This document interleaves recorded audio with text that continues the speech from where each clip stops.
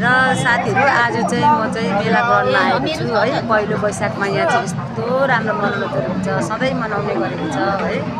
आज चाहिँ अझै मनोरञ्जन भइरहेको छ। यहाँनिर 1008 मादल बज्दैछ है। यहाँनिर यसरी मादलहरू बजेर त भएको थिएन, आज चाहिँ यसरी नै मनाउनु हुँदैछ र हामी यहाँ सबैजना आएर यसरी मेला भइरहेका छौँ। अहिले यहाँ त खाली छ, अहिले भरे त यो पन्डालहरू यो सबै ग्राउन्ड त भरिन्छ है।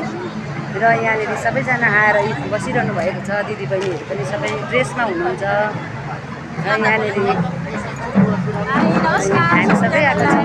कस्तो लाग्दैछ आज यहाँ आउँदा? मजा आउँदैछ? यति मजा आउँदैछ कि यही पालि जुरेको हो।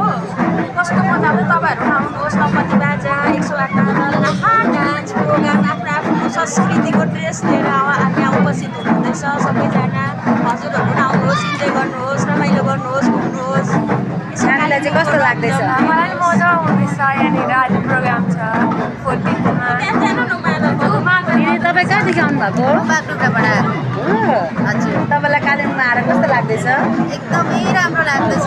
आफ्नो सांस्कृतिक देखेर अब पनि आफ्नो वेशभूषामै छु। खुसी लाग्दैछ है।